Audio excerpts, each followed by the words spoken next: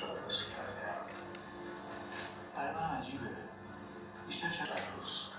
برای از اول قرارم برای مطالعات جمع کنه. قرار بود آلترناتیو صحنه